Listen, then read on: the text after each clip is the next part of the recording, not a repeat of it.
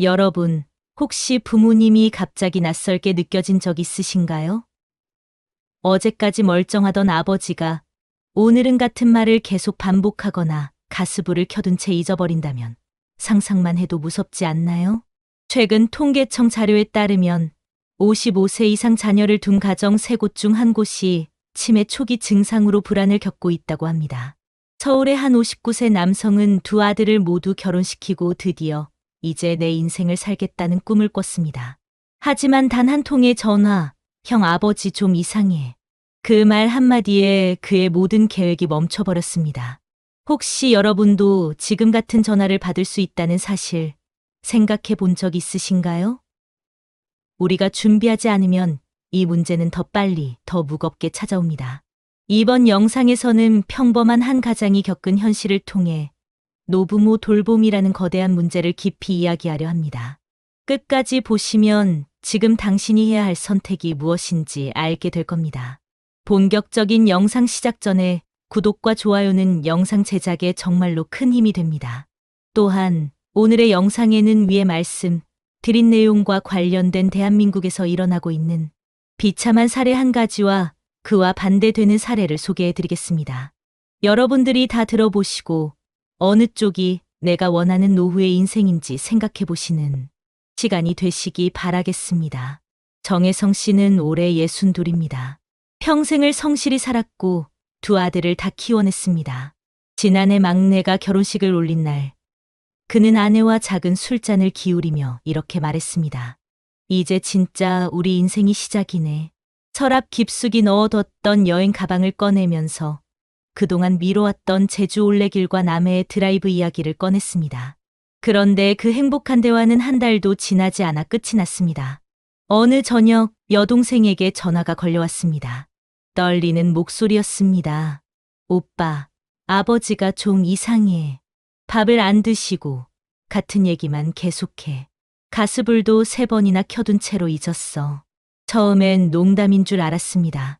하지만 다음 날 직접 찾아간 아버지의 집은 숨이 턱 막히는 냄새로 가득했습니다.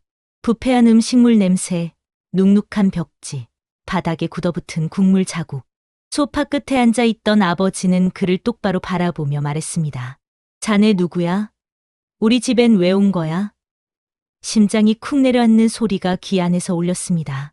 몇 초간 숨조차 쉬지 못한 채 서 있다가 겨우 입술을 떨며 말했습니다. 아버지, 저 혜성이에요. 큰 아들. 그러자 아버지는 잠시 고개를 갸웃하더니 이렇게 대답했습니다. 혜성이는 아직 애잖아. 이런 늙은이가 아닐 텐데. 그날 이후 혜성 씨의 삶은 완전히 달라졌습니다.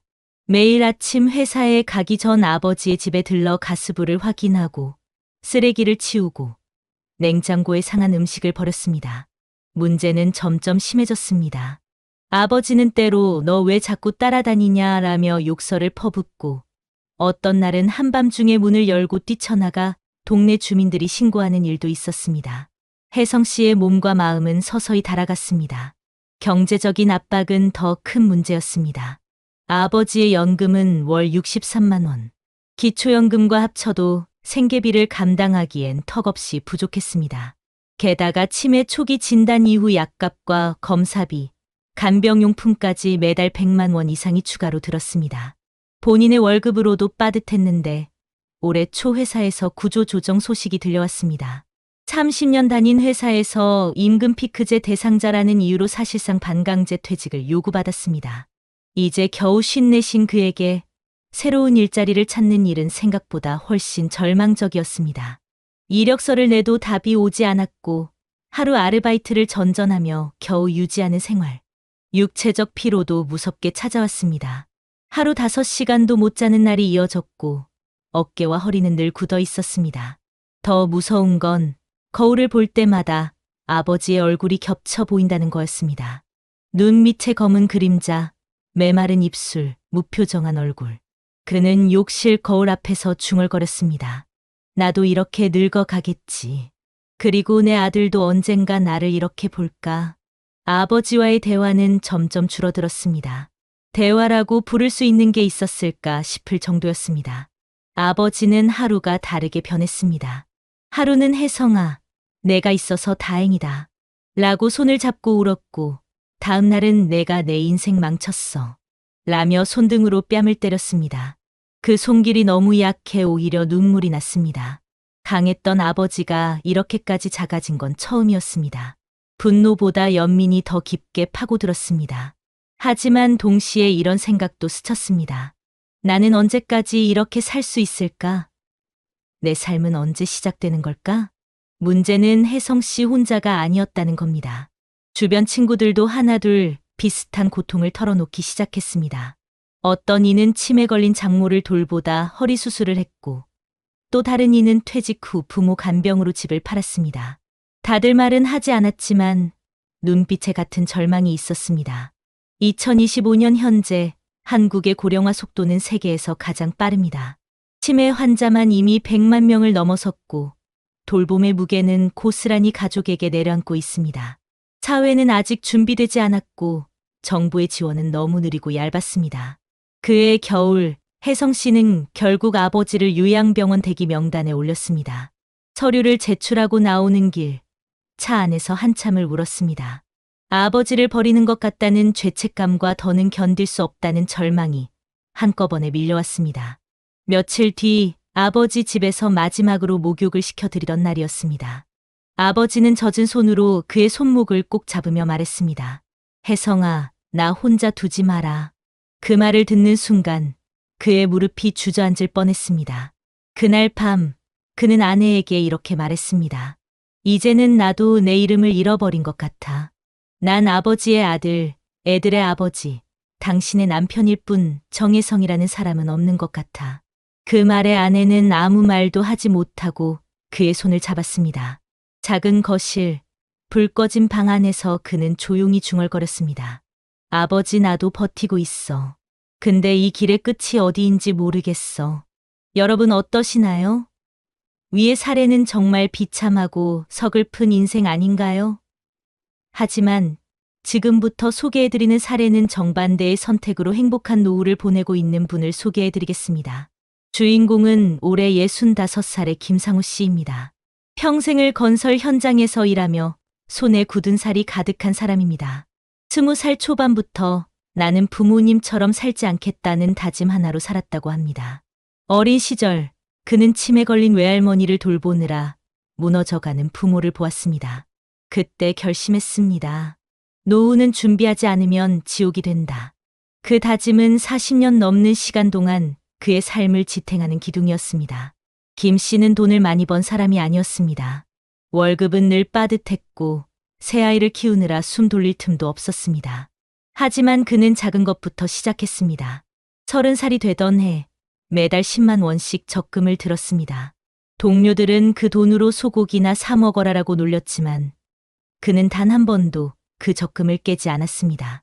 40이 넘어서부터는 소액 개인연금과 장기요양보험을 동시에 가입했습니다.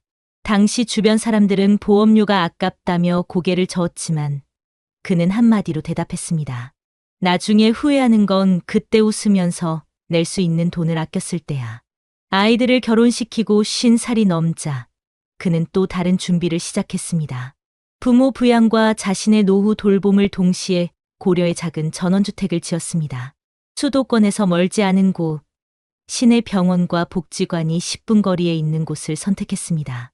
집을 지을 때 가장 신경 쓴 건 편의시설이 아니라 살림의 동선이었습니다. 혹시 자신이 거동이 불편해지거나 아내가 아플 때를 대비해 문턱을 낮추고 욕실에 손잡이를 설치하고 응급배를 달았습니다. 무엇보다 김 씨의 진짜 준비는 대화였습니다. 그는 아내와 그리고 아이들과 꾸준히 이야기를 나눴습니다. 나중에 내가 치매 걸리면 어떻게 할 거냐? 는 질문을 농담처럼 꺼냈고 식탁 위에서 현실적인 계획을 세웠습니다. 가족들은 처음엔 불편해했지만 점점 자연스러워졌습니다. 그 대화 덕분에 모두가 알고 있었습니다. 돌봄은 혼자가 아니라 가족이 함께 책임지는 것. 2025년 봄, 김 씨의 준비는 빛을 발했습니다.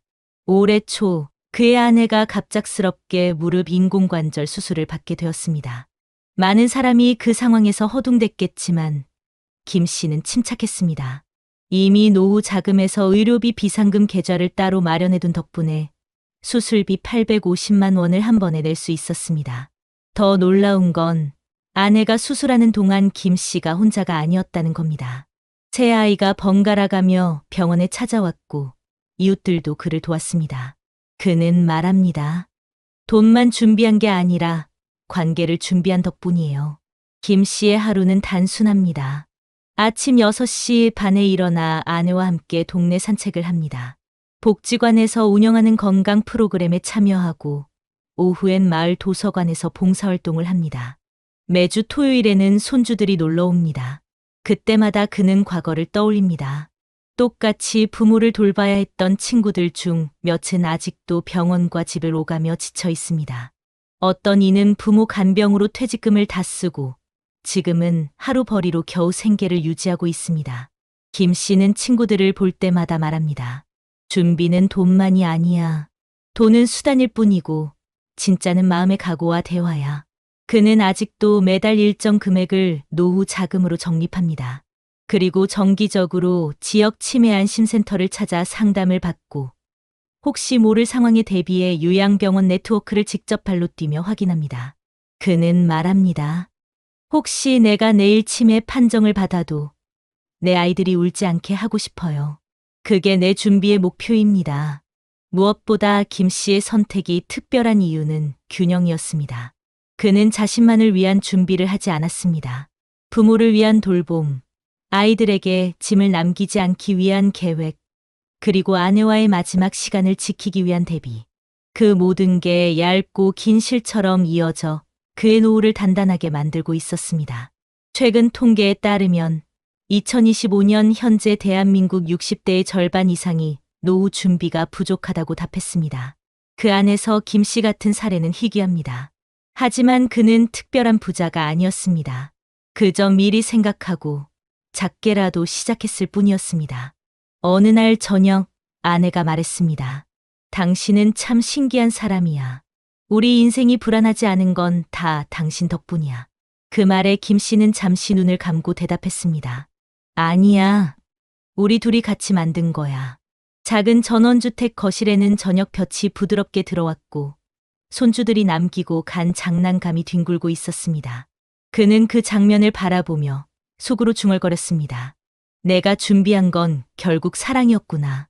2025년 현재 대한민국은 빠르게 고령화가 진행되고 있습니다. 통계청의 자료에 따르면 전체 인구 중 65세 이상 노인의 비율은 이미 20%를 넘어섰고 2030년이면 25%에 도달할 것으로 예상됩니다. 특히 치매 환자 수는 매년 급격히 증가하고 있습니다.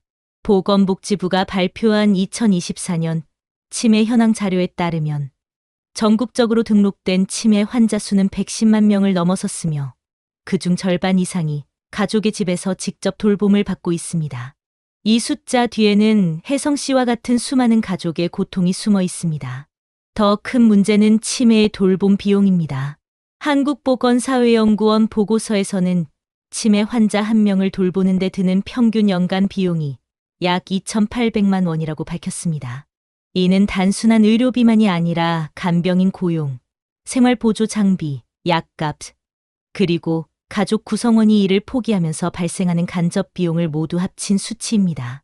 특히 50대 후반 60대 초반의 자녀가 가장 큰 부담을 지고 있는 것으로 나타났습니다. 경제활동의 정점에서 부모 부양으로 인해 노동시간을 줄이거나 직장을 그만두는 경우가 많아 이른바 돌봄 은퇴라는 신조어까지 등장했습니다. 해외 통계 역시 비슷한 경고를 던지고 있습니다. 세계보건기구 WHO는 2024년 발표한 글로벌 치매 보고서에서 전 세계적으로 치매 환자 수가 5,500만 명을 넘었고 2030년까지 7,800만 명으로 급증할 것이라고 예측했습니다. 특히 보고서는 돌봄 제공자의 신체적 정신적 소모가 치매 자체보다 더 심각한 사회 문제라고 지적합니다. 미국 국립보건원 NIH에서 진행된 10년간의 추적 연구에서는 치매 환자를 돌보는 가족의 60% 이상이 우울증 또는 극심한 불안 증세를 겪는 것으로 나타났으며 40% 이상은 본인의 건강 문제를 방치하다가 심각한 합병증을 경험했습니다. 돌봄 스트레스가 가족 구성원의 평균 기대 수명을 5년 이상 단축시킨다는 해외 연구 결과도 있습니다. 한국의 현실은 이와 겹치면서도 더 가혹합니다. OECD 국가 중 노인 빈곤율 1위라는 불명예를 안고 있는 한국에서 부모 부양은 단순한 돌봄의 문제가 아니라 생존의 문제로 이어집니다. 국민연금연구원의 최근 보고서에 따르면 60대 이상의 절반 가까이가 월 생활비로 120만 원 이하를 사용하며 버티고 있고, 부모를 돌보는 자녀 세대의 70% 이상이 경제적 부담 때문에 가족 갈등을 경험했다고 답했습니다. 이런 상황에서 치매나 중증 질환이 겹치면 가게는 쉽게 무너집니다. 특히 혜성 씨처럼 부모의 돌봄이 시작되는 시점이 자녀의 퇴직 전후와 겹칠 때 재정적 타격은 더욱 치명적입니다. 한국개발연구원 KDI는 부모 부양과 노후 준비가 동시에 발생하는 세대가 한국 경제의 가장 취약한 골이라고 분석했습니다. 전문가들은 공통적으로 지적합니다.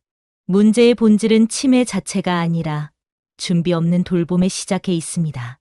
국제 알츠하이머 협회는 최근 보고서에서 대부분의 가족이 부모의 인지 저하를 인식하고도 평균 1년 이상 적절한 지원 체계 없이 버틴다고 밝혔습니다. 그 1년 동안 가족은 몸과 마음, 그리고 재정에서 가장 큰 타격을 입습니다. 이는 혜성 씨의 이야기와 정확히 겹칩니다. 초기에는 괜찮겠지라는 생각으로 홀로 버티다 어느 순간 돌이킬 수 없는 소진 상태에 이르는 것. 그 사이에서 자신의 이름을 잃어가는 경험은 수많은 보고서가 공통적으로 언급하는 돌봄 위기의 전형적인 패턴입니다. 치매는 이제 한 가정의 비극을 넘어 국가적 과제가 되었습니다. 하지만 여전히 제도는 부족합니다. 노인학대 신고 건수는 매년 늘고 있지만 요양시설 인력은 OECD 평균의 절반 수준에 머물러 있고, 가정 돌봄 지원 예산은 아동 복지의 10분의 1에도 미치지 못합니다. 국제 논문에서도 한국의 구조적 문제를 지적합니다. 2023년 발간된 아시아 고령화 보고서에서는 한국은 가족 중심 돌봄에 과도하게 의존하는 구조를 유지하고 있으며, 이는 사회적 경제적 비용을 장기적으로 폭발시킬 위험이 있다고 경고했습니다. 혜성 씨의 사례는 통계 속 숫자를 현실로 보여줍니다. 치매 환자 한 명의 그림자는 단 한 사람에게만 드려지지 않습니다. 그 가족, 특히 중년 자녀, 세대의 삶 전체를 바꾸어 놓습니다. 부모를 돌보며 자신의 노후 준비가 무너지고 자신의 정체성마저 잃어버리는 순간들. 이건 단순한 가족의 문제가 아니라 지금 이 나라가 직면한 가장 현실적이고 거대한 파도입니다. 여러분, 그렇다면 이 현실적인 고통을 줄이고 준비된 돌봄으로 전환하기 위해 우리는 무엇을 할 수 있을까요? 먼저 대한민국 각 지자체에서 운영 중인 실제 프로그램을 소개해드리고 싶습니다. 현재 중앙정부와 지방자치단체는 지역사회 통합 돌봄 커뮤니티 케어이라는 이름으로 2025년까지 어르신이 살던 집에서 건강한 노후를 보내도록 여러 가지 서비스를 제공하고 있습니다.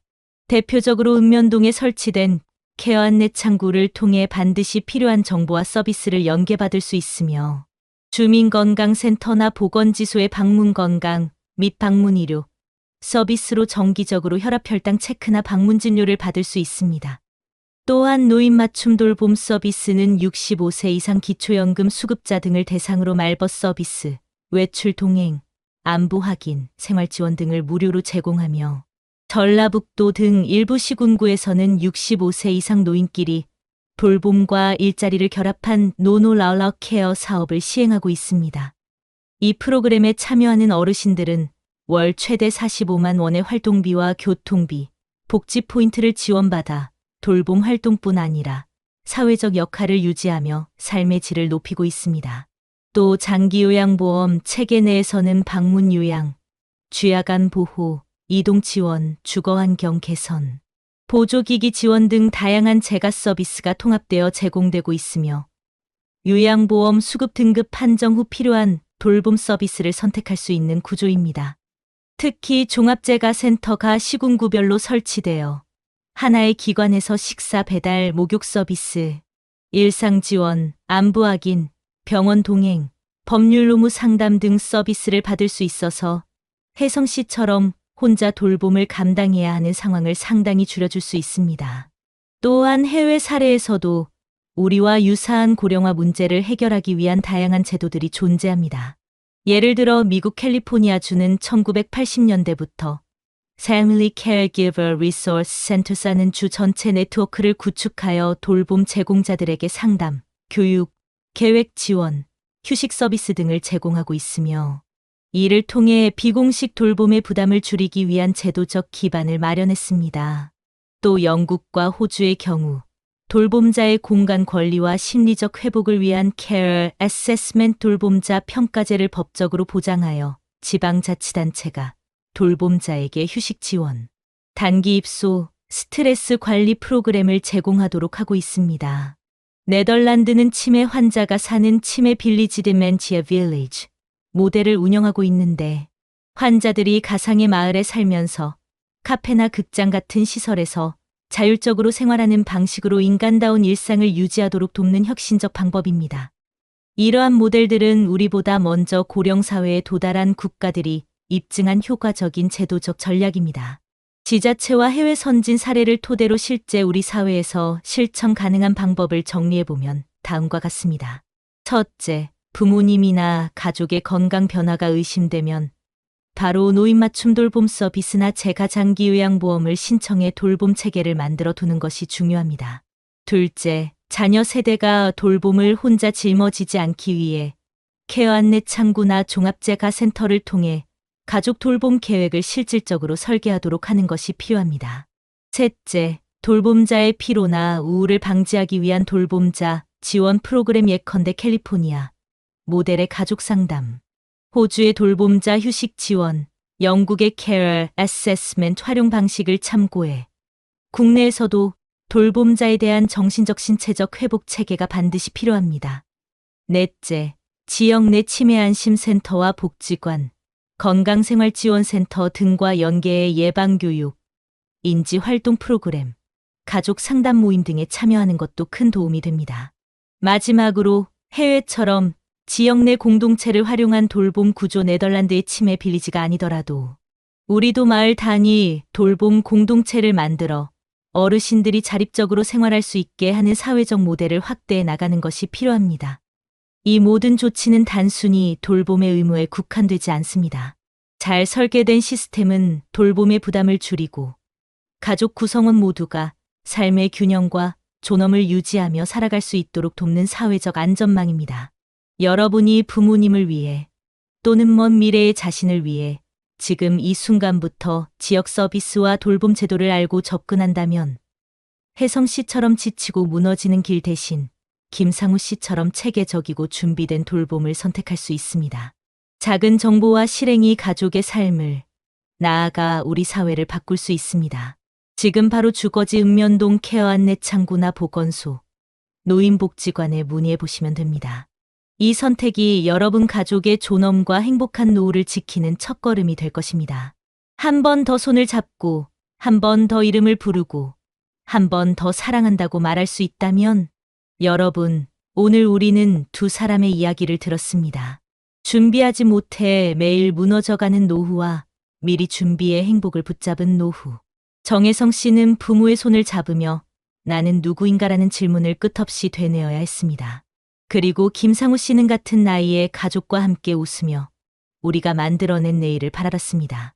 똑같은 세월을 지나왔지만 선택과 준비는 그들의 삶을 완전히 다른 길로 이끌었습니다. 사랑하는 시청자 여러분, 우리는 아직 잊지 않았습니다. 지금부터의 작은 대화, 지금부터의 작은 준비가 우리의 미래를 바꿀 수 있습니다. 부모와의 대화, 가족과의 약속, 나 자신을 위한 계획. 그 한 걸음이 언젠가 여러분의 아이들이 우리 부모님은 참 든든했다라고 말하는 순간으로 이어질 겁니다. 60대, 70대의 인생은 끝이 아니라 또 다른 시작입니다. 무너지는 길이 아니라 서로의 손을 잡고 웃을 수 있는 길을 선택하는 것. 그 길 위에서 여러분의 이름이 다시 한번 따뜻하게 불릴 수 있길 바랍니다. 여러분의 내일은 아직 충분히 아름다울 수 있습니다. 오늘 우리 함께 그 준비를 시작해 볼까요? 여러분, 최근 뉴스에서 들으셨나요?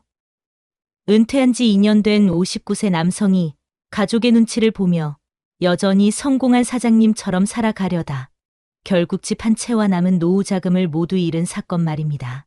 겉으로는 멀쩡해 보였지만 그의 거실 식탁 위에는 카드 연체 고지서와 대출 명세서만 쌓여 있었다고 합니다. 더 두려운 건 이 이야기가 남의 일이 아니라는 겁니다. 지금 대한민국에서 50대, 60대 가정 중 절반 이상이 같은 불안을 안고 산다는 조사도 나왔습니다. 혹시 이런 생각 해본 적 있으신가요? 내가 붙잡고 있는 이 체면, 언젠가 내 가족의 짐이 되면 어떡하지? 사람들의 시선, 한때의 영광, 자존심이라는 이름으로 우리는 스스로를 지키는 줄 알지만 어느 순간 그게 삶을 무너뜨리는 칼날이 될 수도 있습니다. 오늘 이 영상에서는 한때 잘 나가던 가장으로 불렸던 한 남자의 이야기를 통해 지금 우리가 반드시 내려놔야 할 것과 끝까지 지켜야 할 것이 무엇인지 이야기하려고 합니다. 끝까지 보신다면 노후를 무너뜨리는 가장 큰 함정을 피할 수 있는 길을 찾게 될 겁니다. 본격적인 영상 시작 전에 구독과 좋아요는 영상 제작에 정말로 큰 힘이 됩니다. 또한 오늘의 영상에는 위의 말씀 드린 내용과 관련된 대한민국에서 일어나고 있는 비참한 사례 한 가지와 그와 반대되는 사례를 소개해 드리겠습니다. 여러분들이 다 들어보시고 어느 쪽이 내가 원하는 노후의 인생인지 생각해 보시는 시간이 되시기 바라겠습니다. 박성진 씨는 64시다. 한때 그는 대기업에서 35년을 근무한 박 부장으로 불렸다. 매일 정장을 입고 회색 BMW 외제차를 타고 출퇴근하던 시절 그는 스스로가 성공한 인생을 살고 있다고 믿었다. 2022년 정년퇴직을 하며 받은 퇴직금은 4억 원. 평생의 노력 끝에 얻은 그 돈은 가족의 노후와 그의 자존심을 동시에 상징하는 것 같았다. 그러나 은퇴 후 3년이 지나기도 전에 그 돈은 빛처럼 사라졌고 남은 것은 낡은 BMW 한 대와 갈라진 가족뿐이었다. 퇴직 직후 성진 씨는 여전히 자신을 존경받는 부장님이라 생각했다. 아내 윤미 씨가 이제는 형편에 맞춰 살자고 조심스럽게 말할 때마다 그는 웃으며 대답했다. 여보, 우리가 언제 그렇게 초라하게 살았어? 아직은 괜찮아. 사람들 눈도 있는데. 명절이면 그는 늘 백화점으로 향했다. 부모님, 처가, 친척 선물을 준비하며 통장을 열 때마다 손끝이 떨렸지만 그는 스스로를 위로했다. 사람은 겉이 반이야. 체면이 무너지면 다 무너져. 2023년 설날 윤미 씨가 계산서를 내려놓으며 물었다. 당신, 우리 통장 잔액 진짜 확인해봤어? 알아, 걱정 마. 아직 충분해. 그 대답은 현실을 가린 자존심이었다. 문제는 은퇴 두 번째 해부터 시작됐다. 그는 남은 돈 일부로 작은 와인 바를 열었다. 회사 후배들, 거래처 사람들만 와도 손님. 걱정은 안 해도 돼. 하지만 2024년 경기 침체와 고금리는 그를 기다려주지 않았다. 반년도 되지 않아 매장은 문을 닫았다. 남은 건 수억 원의 대출과 쌓여가는 이자 고지서였다. 어느 날 밤 윤미 씨가 식탁에 고지서를 놓으며 조용히 말했다. 성진 씨, 이제 BMW 팔자. 지금이라도 팔면 빚 조금은 막을 수 있어. 그는 커피잔을 내려놓으며 낮은 목소리로 답했다. 차 팔면 사람들이 다 알 거 아니야. 박 부장이 망했다고. 난 그 꼴 못 봐. 윤미 씨는 아무 말도 하지 못했다. 체면이라는 단어가 집안을 짓누르고 있었다. 2025년 봄, 통장 잔액은 두 자릿수로 떨어졌다. 그날 밤, 고등학생 딸 은서가 방에서 나와 말했다. 아빠, 나 이번 달까지만 학원 다닐게. 엄마 힘든 거 다 보여. 성진 씨는 대답하지 못했다. 은서가 방으로 들어간 후 윤미 씨가 조용히 말했다. 체면으로는 애 미래 못 지켜.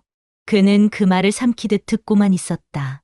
하지만 다음 날도 그는 BMW 키를 손에 쥐었다. 어느 토요일 저녁 대기업 시절 후배들에게서 연락이 왔다. 부장님, 오랜만에 뵙고 싶습니다. 그 한마디에 그는 다시 박 부장으로 돌아간 기분이었다. 모임 날 그는 낡은 BMW를 닫고 달인 셔츠를 입었다. 윤미 씨가 물었다.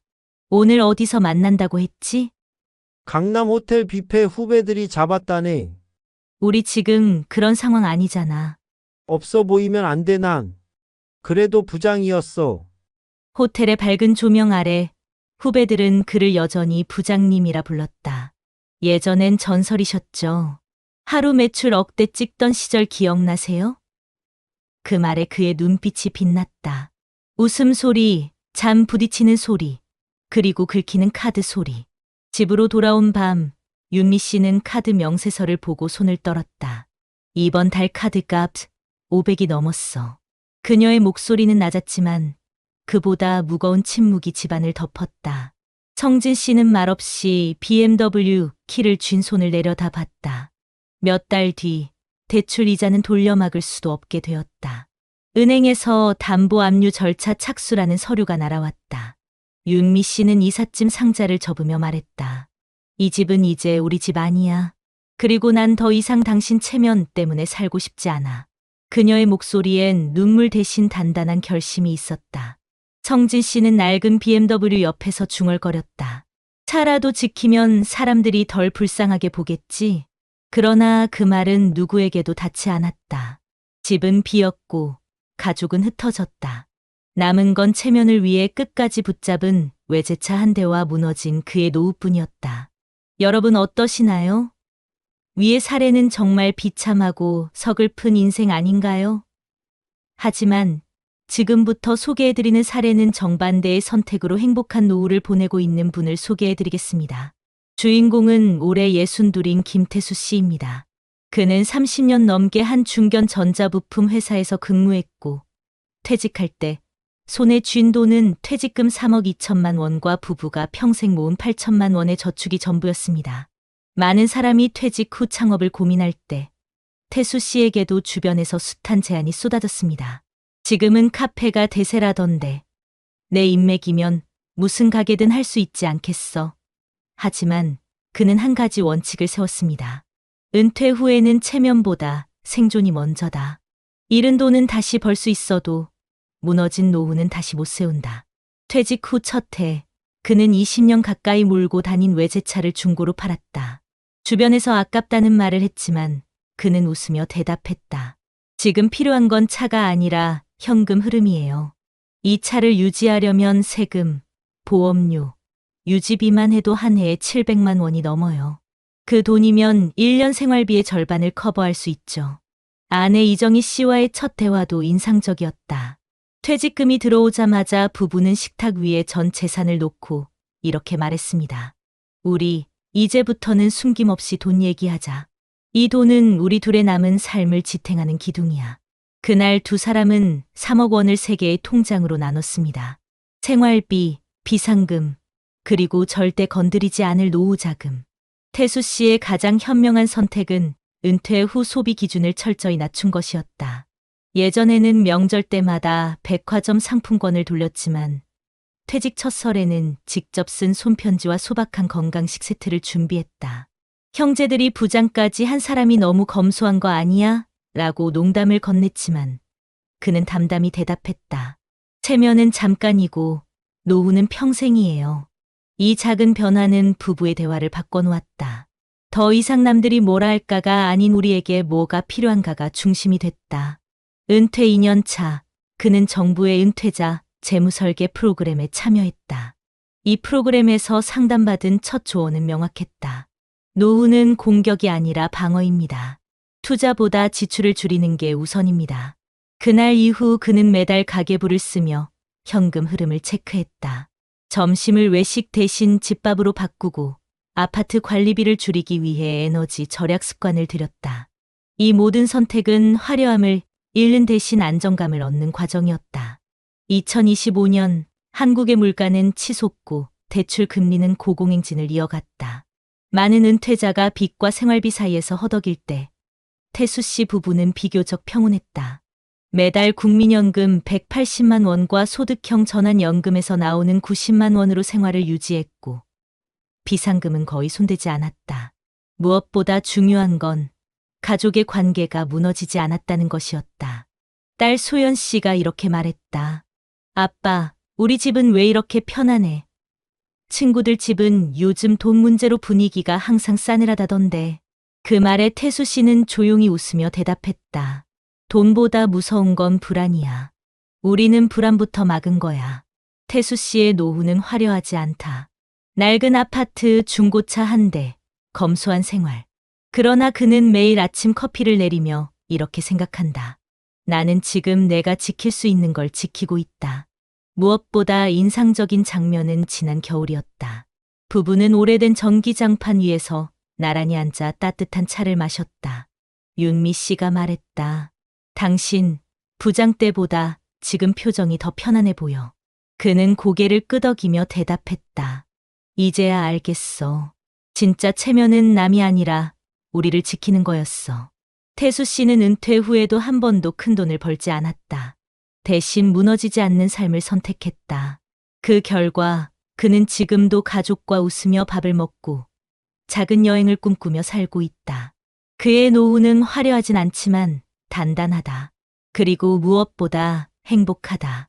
대한민국의 현실은 박성진 씨의 사례가 결코 특별하지 않다는 것을 보여줍니다. 최근 조사에 따르면 은퇴 후 5년 이내에 퇴직금을 모두 소진하는 가구는 전체의 절반을 넘어섰고, 특히 60대 가구 중 40% 이상이 퇴직 후 3년 안에 대출을 이용해 생활비를 충당한 경험이 있다고 답했습니다. 이러한 수치는 단순히 소비 습관의 문제가 아니라 구조적인 위험을 드러냅니다. 물가 상승률은 2025년 들어 다시 오름세를 보이며 생활 필수품 가격은 2년 전 대비 평균 18% 이상 상승했습니다. 같은 기간 동안 고정 수입 역할을 하는 국민연금은 실질 구매력에서 평균 12% 하락한 것으로 나타났습니다. 해외에서도 비슷한 경향이 관찰되는데, 경제협력개발기구 OECD의 최근 보고서는 은퇴 후 초기 3년 동안 재정 계획을 세우지 않은 가구가 세운 가구보다 파산 위험이 3배 높다는 점을 지적합니다. 특히 체면을 지키기 위한 소비가 노후 빈곤으로 이어지는 패턴은 동서양을 막론하고 공통적으로 나타납니다. 한글로벌 재무연구소의 장기 추적 조사에서는 퇴직 후에도 사회적 지위를 유지하려는 소비를 지속한 집단의 자산 감소 속도가 같은 연령대 평균보다 2배 이상 빠르다는 결과가 나왔습니다. 전문가들은 이를 사회적 소비 압박이라고 부르며, 은퇴 이후에도 직장에서의 역할과 체면을 유지하려는 심리가 실제 재정 상태와 괴리를 만든다고 분석합니다. 이 심리가 가족 관계에도 직접적인 악영향을 미친다는 점이 중요한데, 한국제가족재정연구에서는 은퇴 후 2년 차에 가계 부채가 급격히 늘어난 가정의 60% 이상이 부부 갈등과 자녀와의 대화 단절을 경험했다고 밝혔습니다. 특히 차량과 부동산 같은 상징 자산을 끝까지 유지하려는 태도가 재정 악화를 가속화한다는 점은 해외 논문에서도 일관되게 나타납니다. 캐나다의 한 노후 재정 연구 프로젝트는 은퇴 후 차량 유지비와 체면, 소비를 줄이지 않은 가구의 평균 파산 위험이 그렇지 않은 가구 대비 2.7배 높다고 보고했습니다. 또 다른 유럽의 장기 패널 연구에서는 퇴직금의 20% 이상을 초기 2년 동안 비필수 소비에 사용한 집단이 이후 10년 동안 빈곤선 이하로 떨어질 확률이 45%를 넘는다는 결과가 나왔습니다. 전문가들은 이런 데이터를 통해 공통적으로 강조합니다. 은퇴 후 첫 3년은 노후 전체의 안정성을 좌우하는 결정적 시기이며, 이 기간 동안 체면을 위한 소비와 상징적 자산 유지가 재정적 파탄의 주된 원인이 된다고 경고합니다. 그리고 무엇보다도 초기 단계에서 재정 상태를 가족과 공유하고 지출의 우선순위를 명확히 정한 가구가 그렇지 않은 가구보다 노후의 안정성을 유지할 확률이 3배 이상 높다는 점은 국내외를 막론하고 일치하는 결과입니다. 이는 박성진 씨 사례와도 정확히 겹칩니다. 그는 퇴직 후 가족과의 재정 계획을 세우지 않았고, 체면을 위해 BMW를 끝까지 붙잡으며 생활 수준을 낮추지 못했습니다. 반면 재무 전문가들은 반복해서 말합니다. 은퇴 후 첫 번째 실수는 수익이 아닌 지출에서 시작된다. 지금 한국의 경제 상황은 이런 경고를 더 크게 만들고 있습니다. 고금리, 고물가, 그리고 불안정한 연금 체계 속에서 단 한 번의 잘못된 선택이 평생의 노후를 흔들 수 있다는 사실은 통계가 증명하고 있습니다. 이 수치는 숫자에 불과하지만 그 안에는 수많은 가정의 눈물과 한숨이 담겨 있다는 점에서 가볍지 않습니다. 대한민국의 통계는 박성진 씨의 사례가 예외가 아니라는 것을 보여줍니다. 최근 전국 가계 재정조사에 따르면 은퇴 후 5년 이내에 퇴직금을 모두 소진하는 가구가 전체의 절반을 넘었고, 특히 60대 가구의 42%는 퇴직 후 3년 안에 생활비를 마련하기 위해 대출을 사용한 경험이 있다고 답했습니다. 2025년 현재 한국의 평균 물가 상승률은 2년 전 대비 6% 이상 높아졌고, 전기와 가스 같은 필수 공공요금은 15% 가까이 올랐습니다. 같은 기간 국민연금 수령액의 실질 구매력은 평균 10% 이상 감소했습니다. 이런 상황에서 고정 수입 없이 체면을 위한 소비를 유지하는 것은 곧 재정 악화를 의미합니다. 경제협력개발기구가 발표한 은퇴 후 재정 보고서에서도 비슷한 결과가 나타납니다. 은퇴 초기 3년 동안 재정 계획을 세우지 않은 가구는 계획을 세운 가구보다 파산 위험이 3배 이상 높았습니다. 특히 퇴직 후 사회적 지위를 유지하려는 소비를 지속한 집단은 자산 감소 속도가 같은 연령대 평균의 2배에 달했습니다. 해외 장기 패널 연구에서도 비슷한 데이터가 있습니다. 유럽에서 진행된 10년 추적 조사에서는 퇴직 후 첫 2년 동안 퇴직금의 20% 이상을 체면과 상징적 소비에 사용한 가구가 이후 빈곤선 이하로 떨어질 확률이 45%를 넘었습니다. 또 다른 연구에서는 차량 유지비와 명품 소비처럼 외부의 시선을 의식한 지출을 줄이지 않은 은퇴 가구가 그렇지 않은 가구에 비해 파산 위험이 2.5배 이상 높다고 분석했습니다. 특히 차량은 상징적인 자산으로 분류되는데, 캐나다의 한 노후 재정 프로젝트에서는 은퇴 후 고정 수입이 없는 상황에서 외제차를 유지한 가구의 70%가 5년 이내에 재정적 어려움을 겪었다는 보고서를 발표했습니다. 이러한 통계는 단순한 숫자 이상의 의미를 가집니다. 연구자들은 공통적으로 지적합니다. 은퇴 후 첫 3년은 노후의 안정성을 결정짓는 시기이며, 이 기간의 체면을 위한 소비와 상징 자산 유지가 재정 파탄의 주요 원인이라는 점입니다. 또한 가족과의 재정 소통 부재가 갈등과 단절을 불러오는 결정적 요소라는 사실도 빠지지 않습니다. 한 국제가족재정연구에서는 은퇴 후 2년 차에 가계 부채가 급증한 가정의 60% 이상이 부부 갈등과 자녀와의 대화 단절을 경험했다고 밝혔습니다. 박성진 씨의 사례는 이 수치를 그대로 보여줍니다. 그는 퇴직 후 가족과 재정 계획을 공유하지 않았고, 낡은 BMW를 끝까지 붙잡으며 생활 수준을 낮추지 못했습니다. 결국 체면이라는 이름의 소비가 빚을 만들고 그 빚이 가족을 갈라놓았습니다. 반대로 해외 통계는 반대의 길도 명확히 보여줍니다. 초기 은퇴 자산의 70% 이상을 보호하고 체면, 소비를 줄인 가구는 10년 후에도 안정된 생활을 유지할 확률이 3배 이상 높았습니다. 전문가들은 이렇게 말합니다. 은퇴 후 가장 큰 적은 돈이 아니라 잘못된 선택이다. 특히 사회적 시선을 의식한 소비는 노후를 가장 빠르게 무너뜨린다. 지금 한국의 경제 환경은 이 경고를 더욱 현실적으로 만듭니다. 고금리, 물가 상승, 연금의 한계 속에서 단 한 번의 잘못된 판단이 평생의 노후를 뒤흔드는 시대. 그 무게를 통계가 보여주고 있습니다. 이 숫자는 박성진 씨 한 사람의 이야기가 아니라 우리 모두의 미래를 향한 거울이 되고 있습니다. 체면은 빛나도 사랑은 더 깊어야 한다. 돈은 사라져도 믿음은 남아야 한다. 집은 무너져도 가족은 함께여야 한다. 여러분, 오늘 우리는 두 사람의 인생을 보았습니다. 하나는 과거의 영광과 체면을 붙잡다. 결국 가족과 삶을 잃은 박성진 씨의 이야기. 또 하나는 불안보다 사랑을 먼저 선택하고 노후의 작은 행복을 지켜낸 김태수 씨의 이야기였습니다. 같은 세대, 같은 나이, 같은 출발선에서 이렇게 다른 길을 걸었다는 사실이 마음을 울리지 않으신가요? 성진 씨는 낡은 BMW를 지키며 체면을 잃지 않으려 했지만 결국 그 차 옆에 혼자 서 있었습니다. 반면 태수 씨는 외제차 대신 가족을 붙잡고 화려한 소비 대신 서로의 손을 잡았습니다. 그 결과 그의 집은 크지 않아도 따뜻했고 통장은 두껍지 않아도 웃음은 사라지지 않았습니다. 여러분, 우리 모두 언젠가는 선택의 길목에 서게 됩니다. 무엇을 붙잡고 무엇을 내려놓을 것인가? 그때 우리가 지켜야 할 것은 체면도 외형도 아닌 함께 살아갈 사람들 아닐까요?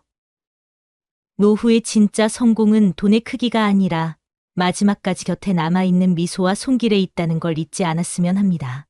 이 영상을 보시는 모든 60대, 70대 여러분, 지금부터라도 늦지 않았습니다. 통장 속 숫자보다 소중한 건 식탁에 둘러앉은 가족의 온기이고 BMW의 로고보다 값진 건 내 옆에 있는 사람의 눈빛입니다. 오늘 영상이 여러분의 마음에 작은 울림을 남겼길 바랍니다. 그리고 부디 우리 모두 태수 씨처럼 사랑을 먼저 지키는 선택을 하길 바랍니다. 그렇게 할 때 우리는 비로소 체면이 아니라 삶을, 두려움이 아니라 행복을, 잃어가는 것이 아니라 남겨가는 노후를 만들 수 있을 겁니다. 여러분 혹시 이런 생각해 보신 적 있으신가요? 난 분명 절약하면서 사는데 왜 통장은 항상 텅 비어 있을까? 최근 뉴스에서 보셨나요? 통계청 조사에 따르면 60대 이상 가구의 절반 가까이가 매달 적자 생활을 하고 있다고 합니다. 그런데 놀라운 건 이분들 대부분이 큰돈 쓴 기억이 없다고 말한다는 겁니다. 대체 돈은 어디로 사라지는 걸까요? 부산에 사는 62세 김영자 씨는 매달 생활비를 아껴 쓰는데도 한 달이 끝나면 통장이 바닥났습니다. 손주 생일에 작은 선물, 친구 돌잔치에 낸 축의금, 하루 한 잔의 커피. 이 정도는 괜찮겠지 했던 그 소비들이 모여 어느새 노후를 흔드는 구멍이 되어 있었죠. 혹시 여러분도 비슷한 경험 있으신가요? 지금 이 순간에도 알지 못한 채 지갑에서 새어나가는 돈이 있다면 그건 단순한 소비가 아니라 여러분의 다음 10년을 위협하는 조용한 적신호일 수 있습니다. 오늘 이 영상을 끝까지 보시면 단 하나의 선택만으로도 노후의 불안을 막을 수 있는 방법을 반드시 찾으실 겁니다.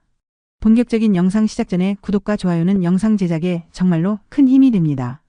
또한 오늘의 영상에는 위에 말씀드린 내용과 관련된 대한민국에서 일어나고 있는 비참한 사례 한 가지와 그와 반대되는 사례를 소개해드리겠습니다. 여러분들이 다 들어보시고 어느 쪽이 내가 원하는 노후의 인생인지 생각해보시는 시간이 되시기 바라겠습니다. 서울 강동구의 오래된 아파트 단지 67세 윤상우 씨는 매달 초 통장을 열어볼 때마다 가슴이 철렁 내려앉는다. 숫자는 점점 작아지고 그와 반비례하게 불안은 커져만 간다. 손에 든 지갑은 가볍다 못해 허전하다. 그 지갑은 이제 텅 빈 노후라는 그의 현재를 상징하는 물건이 됐다. 윤 씨는 한때 국내 굴지의 대기업에서 부장으로 근무했다. 35년을 성실하게 일했고 62세 명예퇴직, 당시 받은 퇴직금은 5억 3천만 원이었다. 퇴직식 날 후배들이 건넨 꽃다발과 회사에서 준비한 기념패를 들고 집에 돌아왔을 때 아내는 눈시울을 붉히며 말했다. 여보, 이제 진짜 편하게 살자. 그동안 고생 많았어. 그 말에 윤 씨도 웃으며 대답했다. 이제 우리 둘만의 시간이다. 걱정 없이 살자. 그때만 해도 그의 지갑은 묵직했고 마음도 든든했다. 하지만 5년이 지난 지금 그 지갑은 텅 비어 있다. 더 무서운 건 윤 씨 본인이 말하는 한마디였다. 난 큰돈 쓴 기억이 없는데 왜 이렇게 된 걸까? 퇴직 후 첫 해 윤 씨의 일상은 한없이 평화로웠다. 새벽 알람 대신 햇살에 눈을 뜨고 아내와 함께 천천히 아침을 차리는 여유. 평생 회사와 집을 오가며 보낸 그는 이제야 사람답게 사는구나라는 생각을 했다. 손주가 태어났을 때는 더 행복했다. 딸이 아기를 안고 집에 들어왔을 때 윤 씨는 손주를 품에 안으며 약속했다. 할아버지가 뭐든 다 해줄게. 너 하고 싶은 거 다 해. 처음엔 작은 장난감 하나였다. 아기 신발 한 켤레, 귀여운 모자. 하지만 손주는 빠르게 자랐다. 첫 생일, 어린이날, 크리스마스. 용돈 봉투가 오가고 학원비 일부를 보태주면서 윤 씨의 마음은 뿌듯했지만 통장 잔고는 조금씩 줄어들고 있었다. 어느 날 손주가 말했다. 할아버지, 이번엔 뭐 사줄 거예요? 그 말은 귀여웠지만 동시에 그의 어깨를 살짝 무겁게 눌렀다. 아내도 가볍게 농담했다. 당신 이번 달은 또 뭐 사줄 거야? 윤 씨는 웃으며 대답했다. 이럴 때 쓰려고 평생 일했지. 하지만 그 웃음 뒤에서 그는 자신도 모르게 불안의 씨앗을 키우고 있었다. 관계도 문제였다. 퇴직 후 연락이 뜸해진 회사 동료들이 있는 반면 동창 모임의 연락은 오히려 늘어났다. 상호야, 이번에 민호 아들 결혼한다. 너 빠지면 섭섭하다. 이번 주말 영철이 칠순이야. 얼굴 좀 보여. 윤 씨는 한 번도 빠지지 않았다. 대기업 부장이라는 체면도 있었다. 축의금은 항상 남들 수준에 맞춰 10만 원 이상. 식사 자리에서는 자연스럽게 그의 카드가 나왔다. 오늘은 내가 사라. 내가 있으면 우리 든든하잖아. 친구들의 농담 섞인 말에 윤 씨는 한사코 웃으며 결제했다. 그렇게 한 달에 수십만 원, 1년이면 수백만 원이 관계 유지비라는 이름으로 빠져나갔다. 그는 항상 스스로를 위로했다. 이 정도는 괜찮겠지. 오랜 친구들이잖아. 하지만 그 괜찮겠지가 모여 퇴직금의 한 축을 무너뜨리고 있었다. 집 문제는 결정타였다. 퇴직 후 아내는 조심스럽게 말했다. 여보, 이제 도심 떠나서 조금 작은 집으로 갈까? 관리비도 덜고 공기도 좋은 데서 살자. 하지만 윤 씨는 단호했다. 평생 여기서 살았는데 이 동네에 떠나면 내가 더 초라해질 것 같아. 전세 계약 만료가 다가오자 집주인은 말했다. 이번엔 월세로 전환해야겠어요. 보증금 줄이고 월세는 120만 원. 윤 씨는 잠시 망설였지만 결국 고개를 끄덕였다. 뭐 우리가 그 정도는 내지. 하지만 매달 나가는 120만 원은 퇴직자에게 너무 무거운 숫자였다. 전기세, 관리비, 보험료를 합치면 매달 고정비만 200만 원을 넘었다. 아내가 허리 통증으로 병원에 가려 할 때 윤 씨는 먼저 통장을 열어봤다. 이번 달은 좀 참자. 다음 달에 가도 되지? 아내는 아무 말 없이 고개를 끄덕였지만 그 눈빛에서 서운함과 걱정이 동시에 묻어났다. 그렇게 미룬 병원비는 결국 아내의 상태를 더 악화시켰다. 윤 씨는 어느 순간부터 계산기를 두려워하게 됐다. 퇴직금 5억 3천만 원 중 절반 이상이 사라졌지만 그는 여전히 이렇게 말한다. 난 진짜 큰돈 쓴 적이 없다니까. 새 차를 산 것도 아니고 해외여행을 다닌 것도 아니다. 하지만 매일 마셨던 카페에 커피 2잔, 손주에게 쓴 작은 선물, 친구 모임의 식사비, 그리고 월세. 그 사소한 것들이 조용히 그의 지갑을 비우고 있었다. 어느 날 마트에서 장을 보던 윤 씨는 계산대 앞에서 멈췄다. 장바구니 속엔 손주 과자와 장난감이 또 담겨 있었다. 그때 아내가 조용히 물었다. 여보, 우리 진짜 이거 다 필요해? 윤 씨는 대답을 하지 못했다. 그 순간 깨달았다. 지금 자신이 쓰는 돈은 필요라기보다 습관이었다는 걸. 가장 가슴 아픈 건 지난해 겨울이었다. 손주가 독감으로 입원해야 했는데 딸이 전화를 걸어왔다. 아빠, 이번 달은 좀 힘들어요. 병원비 좀 도와줄 수 있어? 윤 씨는 대답 대신 지갑을 열었다. 잔액은 28만 원. 결국 그는 카드론을 신청했다. 전화를 끊고 한참 동안 거실 한가운데 앉아 있었다. 손에 든 지갑은 한없이 가벼웠다. 내가 이렇게 살 줄은 몰랐어. 그의 입에서 나온 건 후회도 분노도 아닌 공허한 한숨이었다. 퇴직식 날의 든든함은 사라지고 불안만 남았다. 요즘 윤 씨는 스스로에게 같은 질문을 반복한다. 도대체 돈은 어디로 간 걸까? 그러다 거실 서랍에 놓인 낡은 지갑을 본다. 그 지갑은 아무 말도 하지 않지만 지난 5년의 모든 이야기를 담고 있다. 빳빳했던 퇴직금의 무게 대신 사소한 소비와 습관이 남긴 가벼움. 그리고 그 안에 담긴 두려움. 노후의 가난은 한 번에 오지 않는다. 윤 씨의 이야기는 그것을 보여준다. 작은 선택, 사소한 지출이 쌓이고 쌓여 어느 날 갑자기 텅 빈 지갑을 들고 서 있는 자신의 모습을 마주하게 된다. 그리고 그때는 이미 늦어버린 경우가 많다. 여러분 어떠시나요? 위의 사례는 정말 비참하고 서글픈 인생 아닌가요? 하지만 지금부터 소개해드리는 사례는 정반대의 선택으로 행복한 노후를 보내고 있는 분을 소개해드리겠습니다. 경기도 용인에서 사는 66세 장은철 씨는 은퇴 후 누구보다 평온한 일상을 살고 있습니다. 그는 한때 국내 유명 전자회사의 생산기술팀 과장으로 30년 넘게 근무했습니다. 퇴직금은 5억 5천만 원, 그 역시 많은 사람들이 부러워할 만한 숫자였습니다. 하지만 장 씨의 이야기가 특별한 이유는 돈의 액수가 아니라 쓰는 방식에 있었습니다. 퇴직을 5년 앞두고 장 씨는 아내와 매주 저녁 식탁에서 미래 회의를 열었습니다. 둘만의 규칙이 있었죠. 우리의 70대는 지금부터 만든다. 매달 가계부를 함께 펼쳐보며 생활비, 고정비, 소비 패턴을 점검했습니다. 그리고 중요한 결정을 내렸습니다. 은철 씨, 이 집은 너무 커. 관리비만 매달 40만 원이야. 지금 옮기자. 그래. 지금 옮겨야 나중에 편하지. 그들은 퇴직 3년 전 과감히 도심의 35평 아파트를 팔고 경기도 외곽의 23평 소형 아파트로 이사했습니다. 매달 빠져나가던 관리비와 유지비는 절반으로 줄었고 그 차액을 고스란히 노후 생활비 계좌에 넣었습니다. 주변에서는 아직 젊은데 왜 벌써 줄이냐고 했지만 장 씨 부부는 확신했습니다. 늙기 전에 몸을 가볍게 만들어야 한다. 손주 사랑도 남달랐지만 그는 다른 방식을 택했습니다. 첫 손주가 태어났을 때 그는 작은 공책을 꺼내 딸에게 건넸습니다. 이건 할아버지의 약속장이야. 장난감은 1년에 2번 대신 매주 토요일엔 이 아이와 시간을 보낼 거야. 그는 돈 대신 시간을 선물했습니다. 매주 손주와 함께 동네 공원을 산책하고 계절마다 작은 텃밭에서 수확한 채소로 요리를 함께 했습니다. 손주가 초등학교에 들어갔을 때 담임 선생님이 말했다고 합니다. 이 아이는 물건보다 기억을 소중히 여기는 걸 아네요. 참 따뜻하게 자랐어요. 장 씨는 웃으며 대답했습니다. 돈은 잊혀져도 같이 걸었던 길은 남으니까요. 관계 유지에서도 그는 원칙을 세웠습니다. 퇴직 후 1년 동안 그는 모든 모임에 나가지 않았습니다. 대신 전화를 걸어 한 명씩 안부를 묻고 진짜 소중한 친구를 골랐습니다. 영수야, 우리 둘만 밥 한번 먹자. 오랜만에 내 얘기 듣고 싶다. 그는 모임을 줄이고 깊은 관계만 남겼습니다. 축의금도 바꿨습니다. 무조건 10만 원, 20만 원이 아니라 자신의 상황과 친밀도에 맞춰 5만 원에서 7만 원으로 기준을 낮췄습니다. 처음엔 눈치가 보였지만 의외로 대부분의 친구들은 이해했습니다. 은철아, 내가 와준 것만으로도 고맙지. 액수는 중요하지 않아. 그때 그는 깨달았습니다.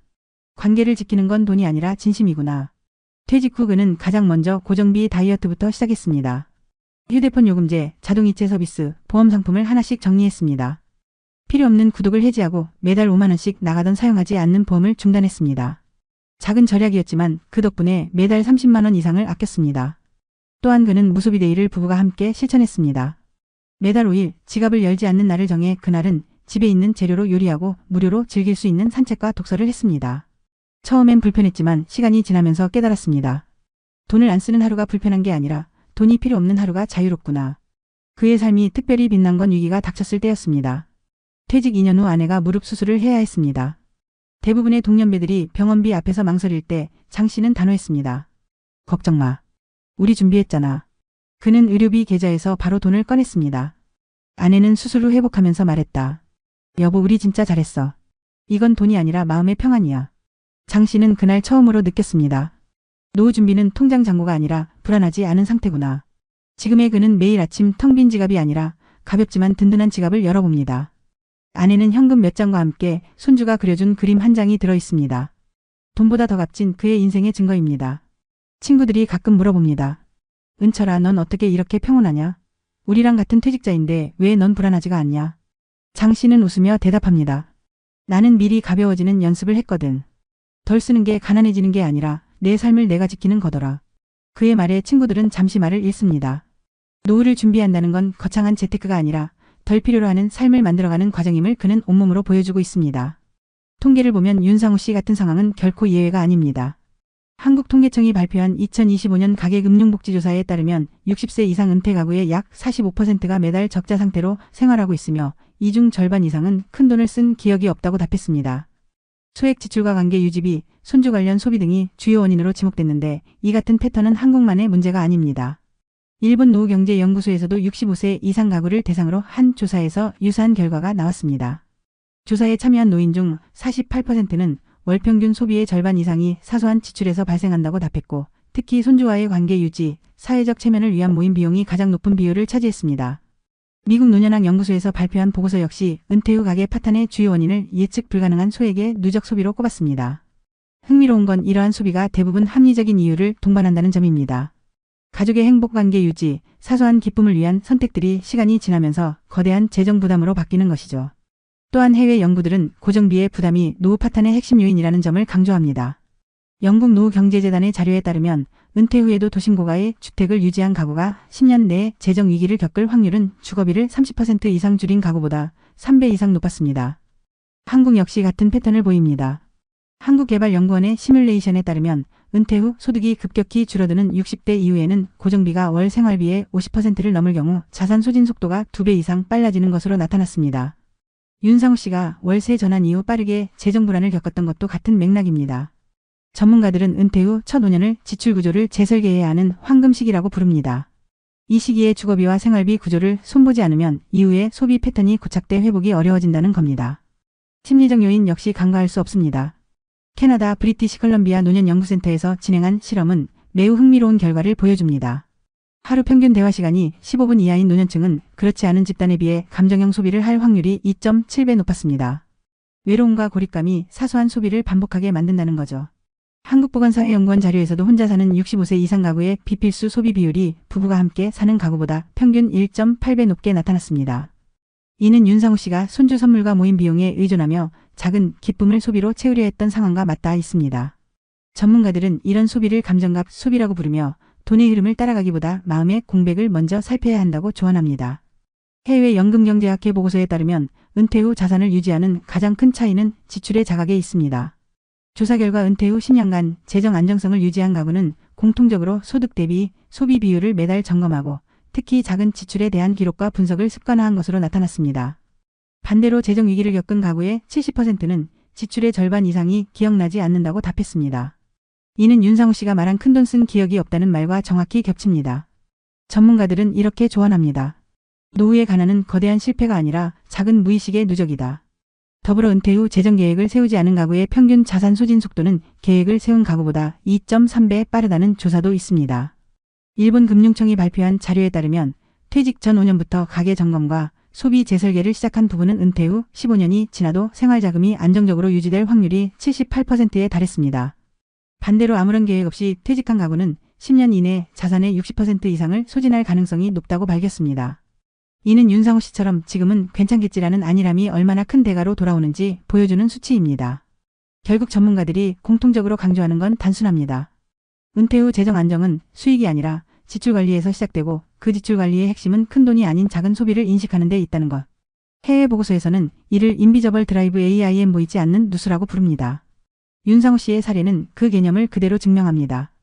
퇴직금 5억이 사라진 이유는 한 번의 실패가 아니라 매일같이 열렸던 작은 지갑이었으니까요. 해외 연구들은 말합니다. 노후의 안전망은 수입이 아니라 소비를 의식하는 습관에서 시작된다. 이 단순한 사실이 우리의 다음 10년을 지키는 가장 강력한 조언이 될 겁니다. 그렇다면 이런 상황을 막기 위해 우리는 무엇을 할 수 있을까요? 전문가들은 한 목소리로 말합니다. 은퇴 후의 재정 관리는 거대한 절약이 아니라 작은 구조의 재설계에서 시작된다. 한국의 여러 지자체들은 이미 이를 돕기 위한 다양한 프로그램을 운영하고 있습니다. 서울시의 노후재무설계 지원 서비스는 만 60세 이상 시민을 대상으로 무료 재무 상담을 제공하며 실제 가계부 분석과 지출 점검을 통해 생활비 구조를 재조정할 수 있도록 돕고 있습니다. 경기도는 시니어 생활경제학교를 운영해 은퇴자들에게 실질적인 금융교육과 절약 실습을 제공합니다. 여기서는 카드 명세서를 색칠하는 방식으로 소비 패턴을 파악하고 자동이체 점검을 통해 숨은 고정비를 찾아내는 훈련을 진행합니다. 부산광역시의 어르신 자산관리 컨설팅은 특히 월세 전환 가구나 고정비 부담이 높은 가구를 대상으로 맞춤형 절감 계획을 세워주며 실제로 참가자의 70% 이상이 6개월 이내 생활비를 평균 25% 절감한 것으로 나타났습니다. 해외에서도 비슷한 흐름이 있습니다. 일본은 65세 이상 가구의 소득 대비 지출 비율을 안정화하기 위해 노년 가계 점검법을 도입했습니다. 이 법은 은퇴자 가구의 월별 지출을 정부와 지자체가 함께 분석하고 일정 비율 이상의 불필요한 소비 항목이 발견되면 무료 컨설팅을 의무적으로 제공하도록 하고 있습니다. 영국은 에이징 웰 앳 홈 프로젝트를 통해 고정비 절감을 목표로 소형주택 이전을 지원하며 이사 비용의 일부를 국가에서 부담해 노년층의 주거비를 줄이는 정책을 시행 중입니다. 미국의 경우 각주 정부에서 시니어 스펜딩 오딧이라는 프로그램을 운영해 은퇴자 가구가 매년 한 번 지출을 공개적으로 점검받을 수 있도록 하며 이를 통해 재정 파탄을 예방하고 있습니다. 우리나라에서도 이와 유사한 모델이 확산되고 있습니다. 충청남도는 시니어 무소비 챌린지를 통해 한 달 중 하루를 지갑 닫는 날로 지정하고 참가자들이 경험을 공유하도록 하여 절약 습관을 만들고 있습니다. 실제 참가자 중 상당수는 돈을 안 쓰는 하루가 처음엔 불편했지만 시간이 지나자 돈 없이도 살 수 있다는 자신감이 생겼다는 피드백을 남겼습니다. 전문가들은 이런 작은 경험이 장기적인 재정 안정으로 이어진다고 강조합니다. 또한 전라북도는 지역복지관과 연계해 손주와 함께하는 시간 선물 프로젝트를 진행 중입니다. 돈이 아닌 시간을 손주와 공유하는 활동을 장려하며 이를 통해 손주 관련 소비를 줄이면서도 관계의 질을 높이는 효과를 거두고 있습니다. 해외에서도 동일한 연구 결과가 나옵니다. 캐나다 노년경제연구소는 노후의 소비 절약은 단순한 돈의 문제가 아니라 감정의 전환이며 돈보다 시간을 투자할 때 재정과 관계가 함께 안정된다는 보고서를 발표했습니다. 이 모든 사례가 말하는 건 단순합니다. 지금 당장 할 수 있는 가장 효과적인 변화는 보이는 소비와 보이지 않는 소비를 구분하는 것, 그리고 지자체와 국가가 제공하는 프로그램을 적극적으로 활용하는 것입니다. 퇴직 후 첫 5년은 지출 구조를 다시 설계할 수 있는 결정적 시기입니다.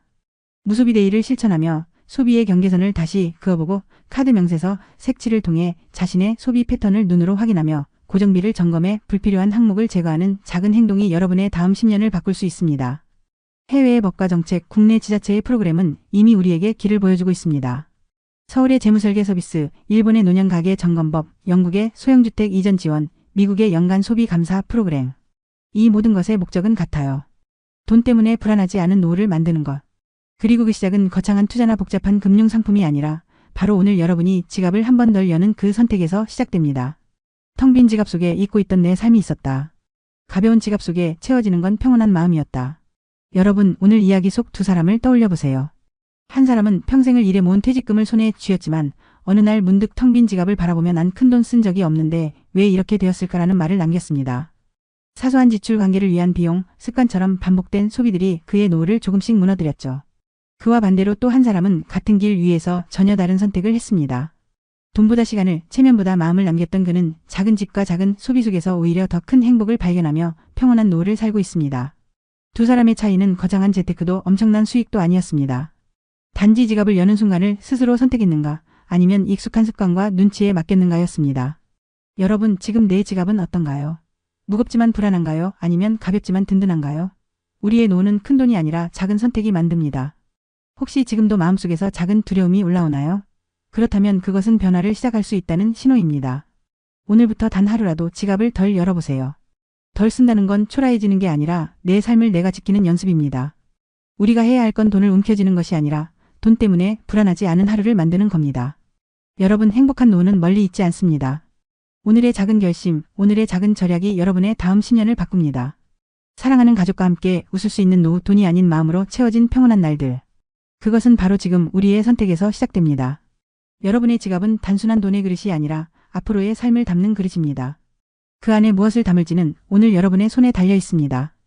62세가 되자마자 통장은 비어 있었고 그제야 후회가 밀려왔습니다. 연금 하나 들어둘 걸, 그 단순한 걸 왜 안 했을까? 여러분, 혹시 이 이야기 남 얘기 같지 않으신가요? 얼마 전 전북 정읍에 사는 62세 이창호 씨는 퇴직 후 받은 9천만 원 퇴직금을 은행 예금에 넣어두고 이자만으로 살면 된다고 생각했습니다. 하지만 3년이 채 지나기도 전에 월세 식비 건강보험료로 통장이 거덜나고 말았습니다. 지금도 많은 50대 분들이 이렇게 말씀하세요. 이제 와서 연금 저축이 무슨 의미가 있어요? 너무 늦었잖아요. 그런데 정말 늦었을까요? 전문가들은 오히려 50대야말로 가장 강력한 절세 혜택과 복리 효과를 동시에 누릴 수 있는 골든타임이라고 말합니다. 실제로 50대에 연금 펀드를 시작한 사람들, 지금도 매달 꼬박꼬박 안정적인 생활비를 만들며 노후를 준비하고 있습니다. 혹시 여러분은 아직 아무것도 시작하지 않으셨나요? 그렇다면 오늘 이 영상을 끝까지 보세요. 지금이 아니면 다시는 기회가 없을 수도 있습니다. 본격적인 영상 시작 전에 구독과 좋아요는 영상 제작에 정말로 큰 힘이 됩니다. 또한 오늘의 영상에는 위에 말씀드린 내용과 관련된 대한민국에서 일어나고 있는 비참한 사례 한 가지와 그와 반대되는 사례를 소개해드리겠습니다. 여러분들이 다 들어보시고 어느 쪽이 내가 원하는 노후의 인생인지 생각해 보시는 시간이 되시기 바라겠습니다. 서울 강동구 천호동이 오래된 아파트 천장 구석에 핀 곰팡이 자국이 점점 퍼져가던 지난 겨울 66세 김상국 씨는 부엌 싱크대 앞에 서서 한참을 멍하니 벽만 바라보고 있었습니다. 그 천장, 아직도 1990년대 시공 당시 그대로인 낡은 벽지 위로 물기가 퍼지듯 얼룩이 자라났죠. 김 씨는 조용히 혼잣말을 했습니다. 내가 이럴 줄은 몰랐는데. 그는 10년 전만 해도 누구보다 안정적인 삶을 살고 있다고 믿었습니다. 지방 국립대 토목공학과를 나와 건설회사에 입사한 후 35년간 현장을 누비며 일했고 57세 때 이사 승진은 놓쳤지만 그래도 부장으로 퇴직했다는 자부심은 남아 있었습니다. 회사는 직원들에게 비교적 후한 편이어서 퇴직금도 2억 원 가까이 나왔습니다. 퇴직 직후엔 아내와 제주도로 여행도 다녀왔습니다. 며칠간 바닷가 리조트에 머물며 이제 우리도 좀 쉬자라고 웃었고 은행 직원이 추천한 정기예금과 적립식 예금 상품에 돈을 넣고는 이자만으로도 충분하겠지라고 생각했습니다.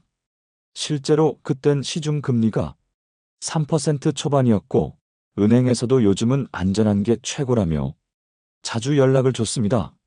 퇴직 첫 해에는 하루 세 끼 외식도 해봤고 손주가 생기고 나서는 100일 사진 촬영비며 돌잔치 경비까지도 흔쾌히 도와줬습니다. 장남 부부는 맞벌이라 바쁘다며 아이를 자주 맡겼고 그때마다 김 씨는 즐겁다고 말했지만 체력은 점점 예전 같지 않았습니다. 문제는 퇴직 3년 차부터 본격화됐습니다. 금리가 떨어지면서 이자는 눈에 띄게 줄었고 그 사이 물가는 올라 있었습니다. 예전에 월 200만 원으로 넉넉하던 생활비가 이제는 250만 원도 빠듯했고 아내의 고혈압 약과 본인의 정기 건강검진, 비용도 꾸준히 나갔습니다. 냉장고가 고장. 나 교체하려다 보니 200만 원이 훌쩍 나갔고 안방 화장실에 곰팡이가 번지며 전체 타일 공사를 부르자 견적이 500만 원이 넘었습니다. 내가 집 고치는 데 쓰는 돈이 이렇게 클 줄은 몰랐어요. 김 씨는 속으로 곱씹었습니다. 하지만 더 큰 충격은 건강보험료였습니다. 퇴직하고 몇 달이 지나 지역가입자로 전환되자 평소 알던 수준보다 2배 이상 많았던 금액이 고지서에 찍혀 나왔습니다. 서류엔 월 소득이 없는 걸로 나오는데 왜 이걸 이렇게 내야 하냐며 국민건강보험공단에 전화를 해봤지만 돌아온 말은 간단했습니다. 예금, 이자가 금융소득으로 계산되기 때문에 그렇습니다. 그걸 기준으로 보험료가 부과됩니다. 김 씨는 그제야 건보료, 폭탄이라는 말을 실감했습니다. 실제로 매달 빠져나가는 돈은 고정적으로 늘어났고 예금 통장의 잔액은 눈에 띄게 줄어들기 시작했습니다.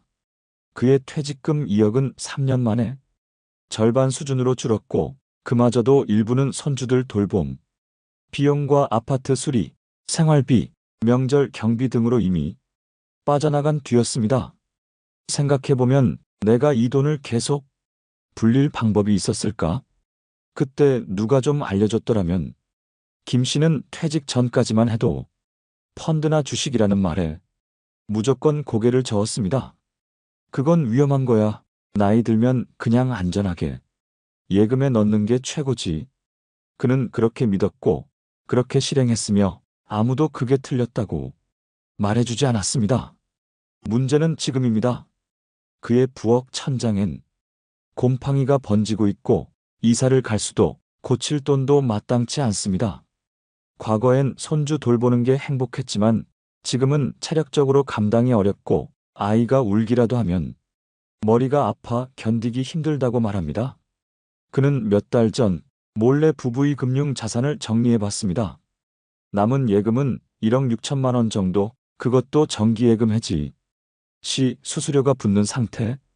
국민연금은 한 달에 68만 원, 그마저도 둘이 쓰기엔 빠듯한 액수입니다. 아내는 요즘 가끔 이런 말을 한다고 합니다. 당신 퇴직할 때 그 돈으로 뭐 하나? 사놓을 걸 건물 말고라도. 그땐 왜 다 예금만 넣었대? 그 말에 김 씨는 대꾸하지 못합니다. 가만히 식탁에 앉아 벽 쪽에 번지는 곰팡이를 바라볼 뿐입니다. 그는 이제서야 인터넷을 뒤져 연금저축, ISA, IRP 같은 단어를 검색해보고 그땐 왜 몰랐을까라는 후회를 매일 반복합니다.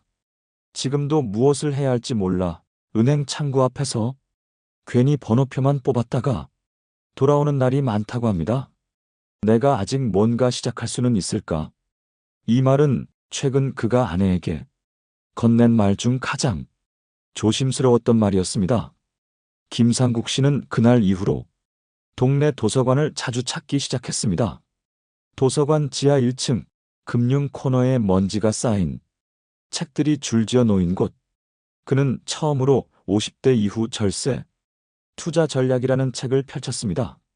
책에는 연금저축펀드, ISA, IRP 같은 단어들이 가득했고 처음엔 모든 문장이 낯설었지만 어느 순간 내가 퇴직 직전에 이걸 알았더라면이라는 후회가 밀려왔습니다. 그는 작은 메모장에 글자를 적었습니다.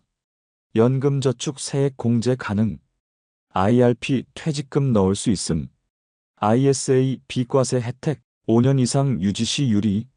이런 메모를 다시 집에 와 아내에게 보여주며 말했습니다. 당신, 나 요즘 이런 거 공부하고 있어. 혹시 우리가 지금부터라도 연금이라는 걸 조금씩 만들어 볼 수 있을까? 아내는 고개를 갸웃하며 말했습니다. 그게 우리 나이에 가능한 거야? 연금은 젊을 때부터 하는 거 아닌가? 그 질문이 김 씨의 마음을 더욱 무겁게 했습니다. 책에서도 유튜브에서도 50대도 늦지 않다고 말했지만 막상 내 나이를 생각하면 이미 손해본 기분이 들었기 때문입니다. 며칠 후 김 씨는 용기를 내어 지역은행에 찾아갔습니다. 창구 직원에게 연금저축펀드 계좌를 만들고 싶다고 말하자 젊은 직원은 처음엔 의외라는 듯한 표정을 지었습니다. 보통은 30대에서 40대 분들이 많이 만드세요. 그 말에 김 씨는 잠시 말문이 막혔지만 이내 웃으며 말했습니다. 그러게요. 내가 그동안 너무 늦게 알았지 뭐예요. 직원은 김 씨의 상황을 듣고 연금저축펀드 계좌와 함께 소득공제 혜택, 분리과세, 복리효과 등에 대해 자세히 설명해 주었습니다. 김 씨는 그날 하루 종일 은행에서 설명을 들었고 돌아오는 길에 오래전 승진 누락되던 날보다 더 복잡한 마음을 안고 집으로 돌아왔습니다. 그날 밤 아내가 식탁에 앉아 부엌 벽지를 가리키며 말했습니다. 당신, 이 곰팡이 좀 봐. 사람 기운 빠지게 생겼네. 우리 이 집 좀 손 봐야 할 것 같아. 근데 그 돈 있긴 해? 김 씨는 말없이 고개를 숙였습니다. 남은 예금으로 고치려니 불안했고 그렇다고 버틸 수도 없었습니다. 그는 아내에게 조심스럽게 말했습니다. 여기 당장 고치는 건 좀 미루자. 대신 그 돈 연금 펀드로 돌려보려 해. 내가 계산해봤는데 15년 정도는 불릴 수 있더라고. 지금이라도 조금이라도 만들어놔야 우리 말년이 달라지지 않겠어. 아내는 잠시 말을 잇지 못하더니 조용히 고개를 끄덕였습니다. 그래, 당신이 그렇게 생각했으면 믿어볼게. 그 말 한마디에 김 씨는 마음이 조금 가벼워졌습니다.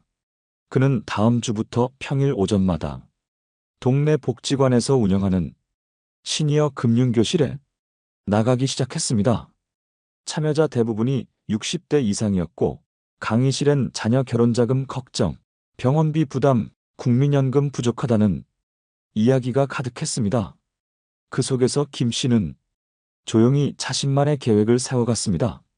남은 예금 중 일부는 연금저축 계좌로 옮긴다. 세액 공제를 챙기면서 10년간 유지할 수 있게 월 불이백을 최소한으로 조정한다. ISA 계좌는 안정형, ETF로 나눠 투자하고 단기 수익보다 장기 복리를 노린다. 그리고 향후엔 상황 봐서 주택연금도 고려해본다. 그가 직접 쓴 메모장에는 그렇게 한 줄 한 줄 계획이 적혀 있었습니다. 자신의 손글씨를 보며 그는 처음으로 노후에 대해 불안이 아닌 준비라는 단어를 떠올릴 수 있었습니다. 어느 날 둘째 아들이 찾아와 말했습니다. 아버지, 요즘 뭐 하세요? 밖에 자주 나가시던데. 김 씨는 잠시 망설이다가 메모장을 보여주며 말했습니다. 이제라도 좀 배우고 살아보려 한다. 너희한텐 손 안 벌리고 우리 둘이서 그냥 조용히 살고 싶어서. 아들은 그 메모장을 한참 들여다보더니 조용히 말했습니다. 아버지, 멋지세요. 그날 밤 김 씨는 부엌 천장을 다시 올려다보았습니다.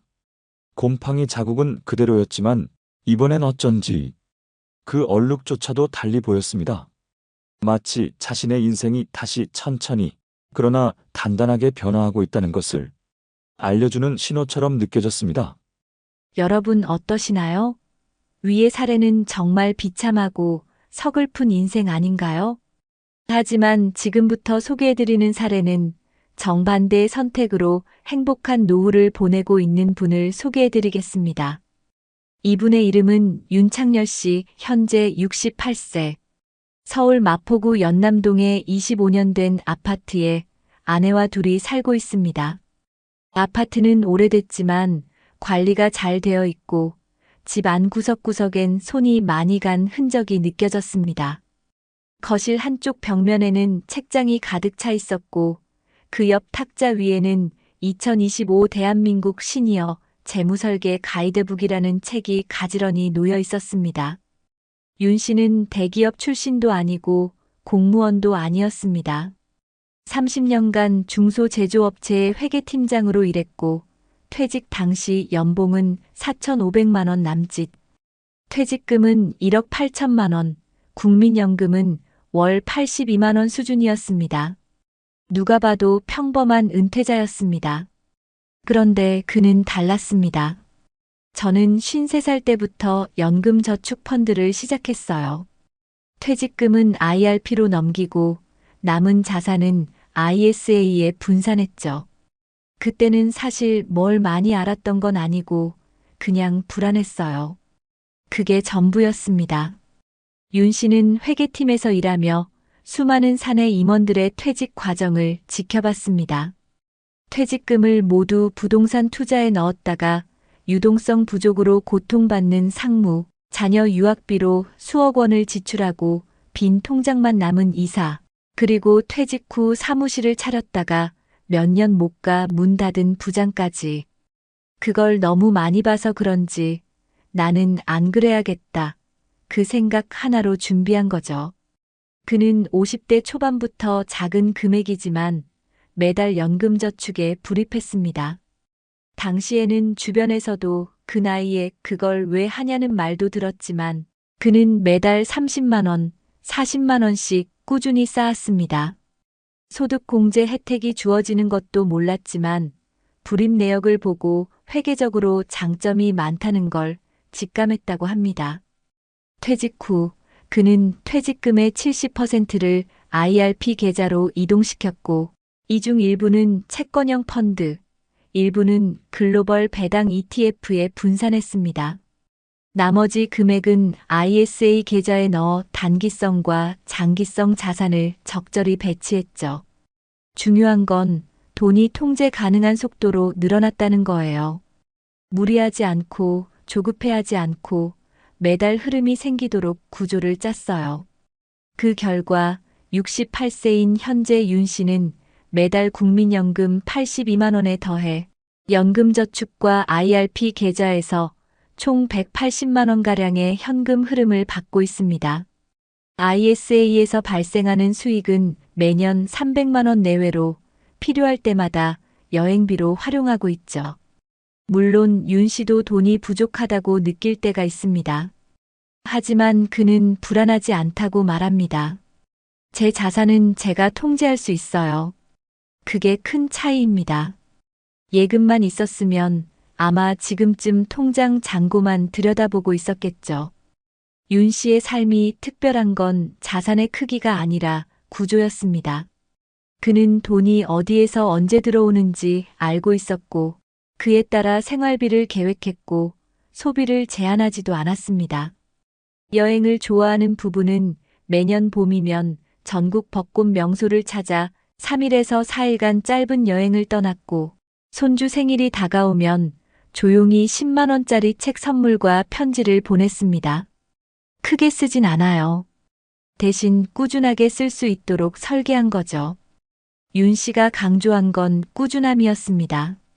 투자의 수익률보다 중요한 건 자산이 매달 내게 현금으로 돌아오는 구조를 갖추는 것이라고 그는 말합니다. 그래서 그는 자녀에게도 아파트보다 연금 펀드라는 말을 여러 번 했다고 합니다. 우리 딸이 말해요. 친구 엄마들은 다 갭 투자한다고 왜 우리는 안 하냐고. 그때마다 이렇게 말해요. 우리 부부는 갭 대신 갭 없는 삶을 선택한 거라고. 윤 씨는 얼마 전 연금 계좌의 15년 누적 수익을 정리해 봤습니다. 연금저축은 원금 대비 1.7배, IRP는 1.5배, ISA는 연 5% 내외. 세금은 거의 내지 않았고 건보료 부담도 줄어들었습니다. 누가 보면 소박한 수익이라고 생각하겠지만 그게 내 노후를 버티게 해주는 유일한 힘이에요. 윤 씨의 하루는 조용합니다. 아침엔 커피를 내려 마시고 점심 전엔 공원 산책을 나갑니다. 오후엔 아내와 함께 지역 문화센터에서 도예 수업을 듣고 저녁엔 책을 읽거나 유튜브로 경제 뉴스를 봅니다. 그는 말합니다. 불안이 없는 게 아니라 불안을 미리 분산시켜 놓은 거죠. 그게 연금 펀드였어요. 그가 사는 집은 여전히 20년 넘은 아파트입니다. 하지만 곰팡이 핀 부엌 천장은 없습니다. 몇 해 전 여유 자금으로 부엌과 화장실 전체를 리모델링했고 그는 매일 아침 식탁에 앉아 말합니다. 이 공간이 곧 내 연금입니다. 매달 돈이 들어오고 계획대로 나가고 마음이 불안하지 않죠. 그게 진짜 노후 아닐까요? 윤 씨의 인생은 누구보다 평범했습니다. 하지만 그는 누구보다 현명한 준비를 해낸 사람이었습니다. 그리고 그것은 50대라는 시간에 내려야 했던 하나의 결정에서 시작됐습니다. 여러분, 우리가 노후 준비를 이야기할 때 항상 빠지지 않고 나오는 말이 있죠. 국민연금만으로는 부족하다. 그런데 이 말, 단순한 불안 조장이 아니라 실제 통계로도 뒷받침되는 현실입니다. 국내 은퇴자 중 절반 이상은 은퇴 후 소득이 퇴직 전 소득의 40%에도 미치지 못하는 것으로 나타났고, 생활비의 대부분을 국민연금과 예금에 의존하고 있지만 이는 점점 버티기 어려운 구조로 바뀌고 있습니다. 실제로 OECD가 발표한 자료에 따르면 한국은 고령층 상대 빈곤율이 40%를 초과해 조사 대상 국가 중 가장 높은 수준을 보이고 있습니다. 이는 전체 국민 중 고령자의 소득이 중간 소득의 절반에도 못 미치는 경우가 많다는 뜻입니다. 다시 말해, 평균적으로 노인이 되면 가난해질 가능성이 매우 높다는 이야기입니다. 이와 관련해 미국 노스웨스턴 대학교의 고령 금융 보고서에서는 예금 자산에만 의존한 고령층일수록 생활비 스트레스와 불안 수준이 높은 경향을 보인다고 지적한 바 있습니다. 흥미로운 점은 예금 자산을 주력으로 보유한 집단과 투자형 연금 자산을 포함한 집단의 장기 생존율을 비교했을 때 후자가 더 높은 정신건강 만족도를 보였다는 분석도 함께 제시됐다는 점입니다. 실제로 복리 구조의 장기 금융 상품을 보유한 사람들은 그렇지 않은 사람들보다 경제적 예측 가능성과 계획 수립에 있어서 심리적 안정감을 더 크게 느낀다는 것입니다. 이는 곧 소비 결정에도 영향을 줍니다. 즉, 매달 정기적으로 들어오는 수입이 있다는 것만으로도 씀씀이가 계획적이 되고 예측 가능한 생활이 가능해지는 겁니다. 최근 세계은행 월드뱅크이 발표한 보고서에서도 노후 현금 흐름이 일정하게 보장된 고령자일수록 의료비 지출의 불확실성이나 자녀 부양 압력에 대해 덜 민감하게 반응하며 생활의 질이 객관적으로 높다는 분석이 나왔습니다. 특히 리타이어먼트 인컴 시스템즈 관련 보고서에서는 100세 시대를 살아가는 은퇴자는 단순히 자산을 보유하는 것이 아니라 매달 생활비로 환산 가능한 구조를 설계해야 한다고 강조하고 있습니다. 참고로 이 보고서는 전 세계 40여 개 국가의 은퇴자, 수입 구조와 생활 만족도, 의료비 스트레스 지수 등을 조사한 결과를 기반으로 작성됐습니다.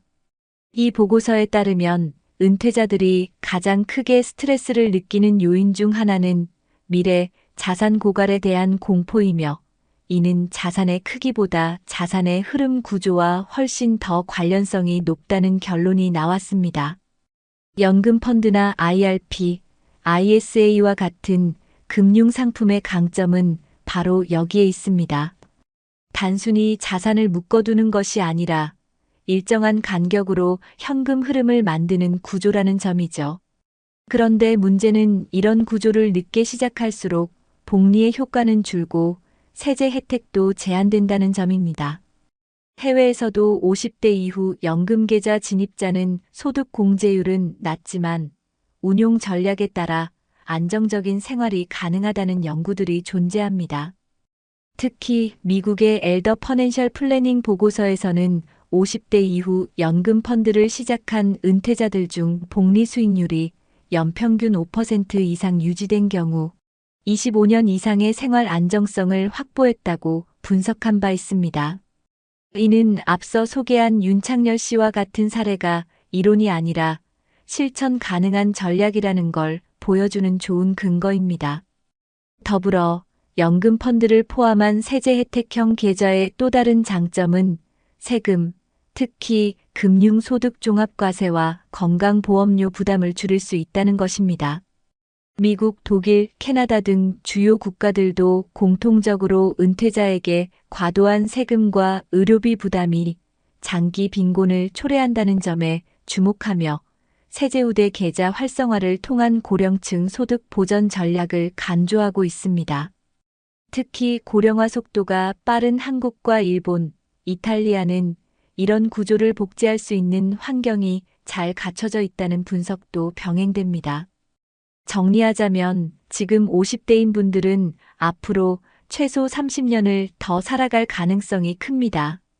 그 30년 동안 여러분의 자산이 가만히 묶여 있는 것이 아니라 매달 일정한 현금 흐름으로 바뀌어 들어오는 구조를 만들 수 있다면 그건 단순한 금융 상품을 넘어 노후의 방어막이 되는 겁니다. 그리고 그 구조는 지금이라도 시작할 수 있습니다. 늦었지만 아직 늦지 않은 이유, 바로 이 통계들이 증명하고 있습니다. 그렇다면 우리는 지금 어떤 준비부터 시작해야 할까요? 전문가들은 입을 모아 말합니다. 노후 준비는 자산의 크기가 아니라 흐름의 구조를 만드는 것부터 시작해야 한다고요. 가장 먼저 할 일은 연금저축, IRP, ISA 같은 절세형 금융상품의 계좌를 개설하는 것입니다. 단 하루라도 빨리 시작하는 게 복리 효과를 누릴 수 있는 가장 단순하고 확실한 방법입니다. 그리고 계좌만 만들고 방치하지 말고 소액이라도 정기적인 불입을 설정해 두는 것이 중요합니다. 당장은 10만 원도 부담될 수 있지만 시간이 지나면 그 금액이 매달 들어오는 안정적인 생활비로 돌아올 수 있다는 사실을 기억해야 합니다. 이렇게 시작한 절세계좌는 연말정산 때 세액공제를 받을 수 있고 일정 기간이 지나면 금융소득종합과세에서도 제외되어 노후의 세금 부담도 덜 수 있습니다.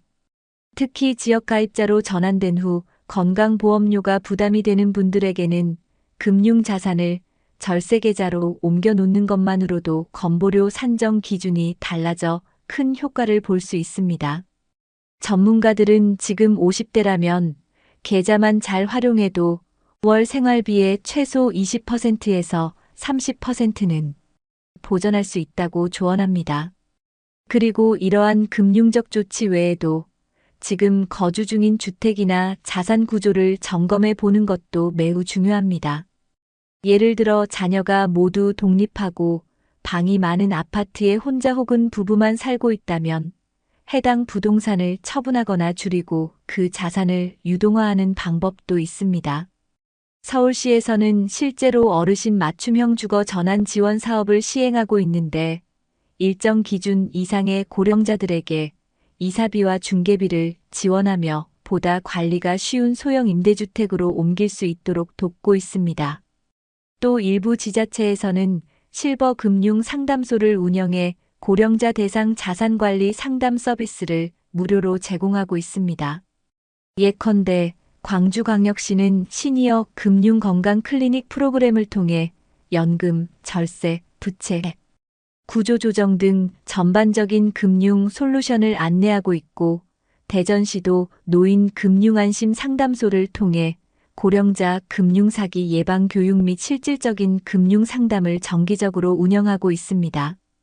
이런 정보는 시청, 구청 홈페이지나 주민센터에 문의하면 어렵지 않게 확인하실 수 있습니다. 또한 지역복지관에서 시행하는 노년 재무설계 프로그램도 매우 유용합니다.